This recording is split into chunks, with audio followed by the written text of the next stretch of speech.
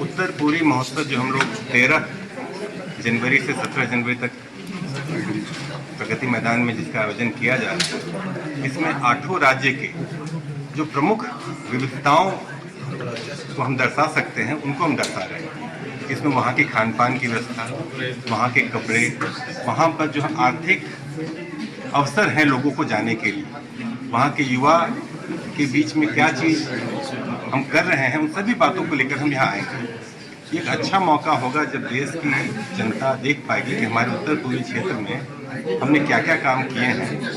सरकार की प्राथमिकताओं में, जैसा मैंने बताया, सरकार की प्राथमिकताओं में से ये बहुत ऊपर है कि हम उत्तर पूर्वी क्षेत्र के विकास के लिए न केवल संसाधन मुहैया करवाएं, बल्कि उनको हम विकसित भारत के सपने को देखते हुए उसको इंटीग्रेट भी करने के लिए उनके वो व्यवस्था करें और वो सारी गतिविधियां करें। इसी को ध्यान में रख के हम लोगों ने ये बड़ा बृहद आयोजन किया है और मुझे पूरा विश्वास है कि कई लोग जो उत्तर पूर्वी क्षेत्र की विविधताओं को, वहाँ के महत्व को, वहाँ के पर्यटन की संभावनाओं को, वहाँ के अवसरों को नहीं जानते हैं, इन सभी चीज़ों को जानने का उनके लिए एक अच्छा अवसर मिलेगा।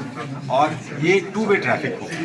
जब आप किसी को जानते हैं, क्रेता विक्रेता, जब आप एक को जानते हैं तो दूसरा भी आपको जानेगा और ये जो हमारे सिनर्जी है उसको बढ़ाएगा। वहाँ पर जो हमारे आर्थिक विकास उसको और ये बढ़ावा देगा। केंद्र सरकार ने बताया था लगभग 4,22,000 करोड़ की राशि पिछले 9 सालों में सरकार ने वहाँ खर्च की है, अलग अलग 54 मंत्रालय के द्वारा। ये सिर्फ 54 मंत्रालय की बात मैं कर रहा हूँ, इसके अलावा कई और मंत्रालय हैं जिन्होंने कई ज़्यादा राशि खर्च की, जिसका हम अलग से अभी बता नहीं रहे। अब आप जाएंगे तो आप पाएंगे कि वहाँ पर सड़कों का जाल बिछा हुआ है। आधारभूत संरचनाएं जो इंफ्रास्ट्रक्चर हम कहते हैं, चाहे वो सड़क हो, नेशनल हाईवे बहुत बने हैं, रेल की कनेक्टिविटी जो है वो हर राज्य तक पहुँच चुकी है, एयरपोर्ट हर राज्य में बन गए हैं।